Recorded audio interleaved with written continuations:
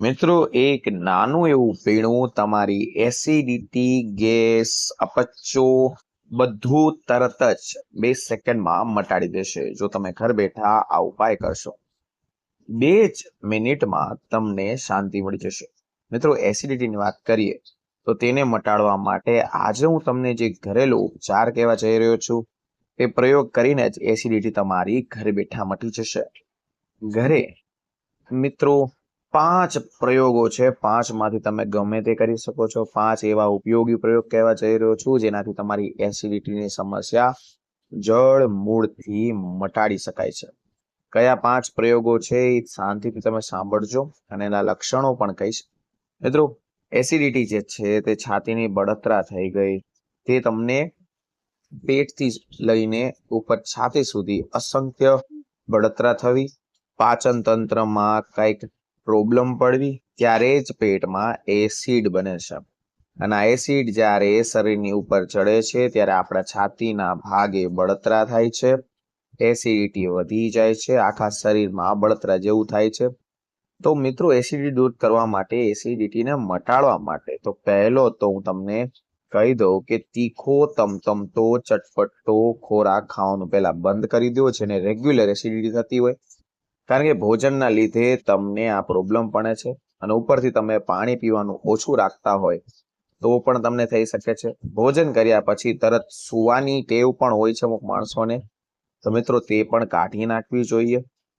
5 થી 10 મિનિટ સુધી તમે ત્યાં ને ત્યાં બેઠા રહ્યો અને તમારે પાણી પણ 30 થી 40 મિનિટ પછી ભોજન કર્યા પછી પીવાનું. ભોજન કર્યા પહેલા તમારે પાણી પીવું હોય તો 15-20 મિનિટ પહેલા પી શકો છો. જમતા જમતા ખોરાક ખાતા ત્યારે પણ તમે પાણી પીવો છો તો પણ એસિડિટીનું પ્રમાણ વધી જાય છે. મિત્રો, જ્યારે પણ ભોજન કર્યા પછી 5 મિનિટ સુધી વજ્રાસનમાં બેસવાથી પણ તમને ફાયદો થાય છે. કારણ કે જે લોકોને એસિડિટી છે તેને પણ રાત્રિના સમયે બને તેટલું વહેલું તમારે ભોજન કરી લેવું જોઈએ. આનાથી પણ ખૂબ વધારે તમને ફાયદો થાય છે. એસિડિટીને મટાડવા માટે જે 5 એવા બેસ્ટ પ્રયોગો કહીશ એમાંથી એક પ્રયોગ વધારે ફાયદો કરશે તમને. કારણ કે એસિડિટી મટાડવા માટે તે 5 બેસ્ટ પ્રયોગો તો તમને બહુ કામ આવવાના છે. મિત્રો, પહેલો પ્રયોગની વાત કરું તો સફેદ ડુંગળી એટલે કે કાંદા અને સફેદ ડુંગળીની વાત કરું છું. આ ડુંગળી છે એને તમારે પીસી લેવાની છે. પીસી અને એની અંદર સાકર, દહીં મિક્સ કરીને આનું સેવન કરવાથી એસિડિટી જળ મૂળમાંથી મટી જાય છે.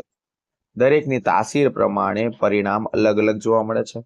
મિત્રો, સફેદ ડુંગળી જે છે, હા મિત્રો, સફેદ ડુંગળીનો જે રસ અથવા સફેદ ડુંગળી જે છે તેની અંદર તાકાત હોય છે, ખાસ કરીને બળતરા ઓછી કરવાની, સાથે સાથે એસિડિટીને મારી નાખવાની, જઠર મટાડવાની સરસ મજાનો અંદર ગુણધર્મ હોય છે.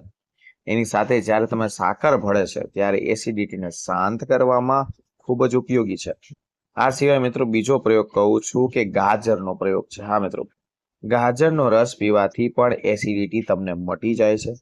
ઘણા ઓછા લોકો જાણતા હશે કે ગાજર જે છે તે હાર્ટની સમસ્યા માટે બહુ ઉપયોગી છે, બહુ કામની છે. આંખોની સમસ્યા માટે પણ તે બહુ ઉપયોગી છે, કામની છે. પેટમાં થતી બળતરા, ખાસ કરીને એસિડિટી રિફ્લેક્સ એટલે કે એસિડિટીના કારણે થતી બળતરાને શાંત કરવા માટે ગાજરનો પહેલા ઉપયોગ થાય છે. આની માટે સવારે ઉઠીને 1 કપ જેટલો ગાજરનો રસ તમારે લેવાનો છે. તેની અંદર સાકર લેવાની છે. સાકર ન હોય તો તમે ખાંડનો પાવડર અથવા તમે સવારે ખાલી પેટે જો આ વસ્તુ પીવામાં આવે તો ઘણા બધા ફાયદા થશે અને તમને જીવનમાં પણ કદી એસિડિટી નહીં થાય. અને આંખોની સમસ્યા હોય, હાર્ટની સમસ્યા હોય, કોલેસ્ટ્રોલની સમસ્યા, આવી બધી સમસ્યામાં ગાજરનો રસ જે છે તે બહુ ઉપયોગી છે એસિડિટીને શાંત કરવા માટેનો.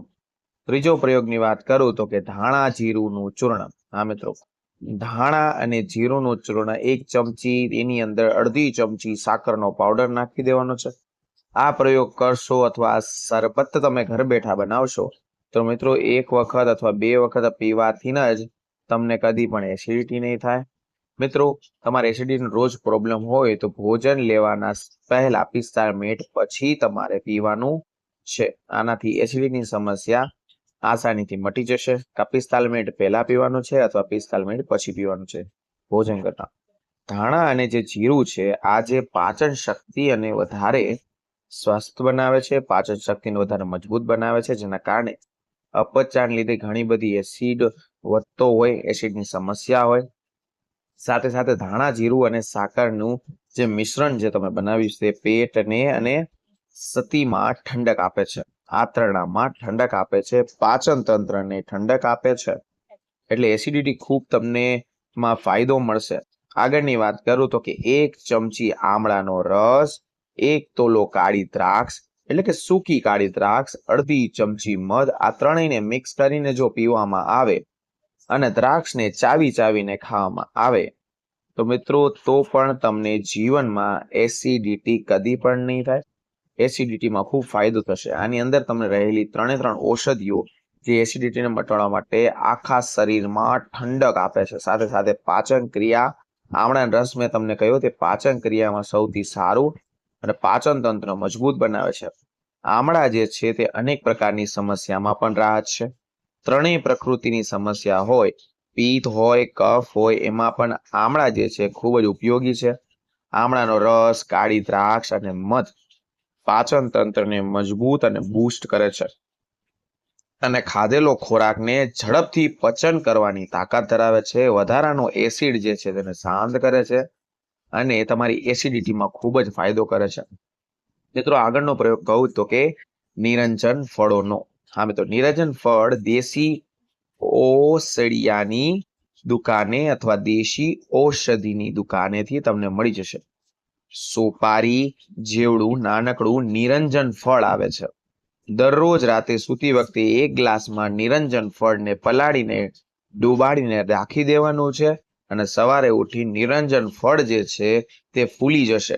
તો આ પાણીને મસળી નાખવાનું છે અંદરો અંદર અને આ જે પ્રવાહી નીકળે છે તેને તમારે ગાળી લેવાનું છે અને સવારે તમારે વાસી મોઢે ડાયરેક્ટ ઉઠીને તે પાણી પીવાનું છે. આનાથી મિત્રો કદી પણ એસિડિટી નહીં થાય અને તમારા જળ મૂળમાંથી એસિડિટી મટી જશે. સાથે આટલા પ્રયોગ કહ્યા છે મેં તમને કે એસિડિટી મટાડવા માટેના. મિત્રો આમાંથી તમે ગમે તે કરશો, જળ મૂળમાંથી તમારી એસિડિટી 100% મટી જશે. વિડીયો સારો લાગ્યો તો વિડીયો લાઈક, ચેનલ સબસ્ક્રાઇબ અને કમેન્ટ સેક્શનમાં જય માં લક્ષ્મી લખો, જેથી કરીને અવારનવાર આવા સ્વસ્થ રહેવાનો વિડીયો તમારી સમક્ષ અમે રજૂ કરતા રહીએ. તો મિત્રો ફરી મળીશું નવા વિડીયો નવા ટોપિક સાથે. ત્યાં સુધી બધાને હર હર મહાદેવ અને રાધે રાધે.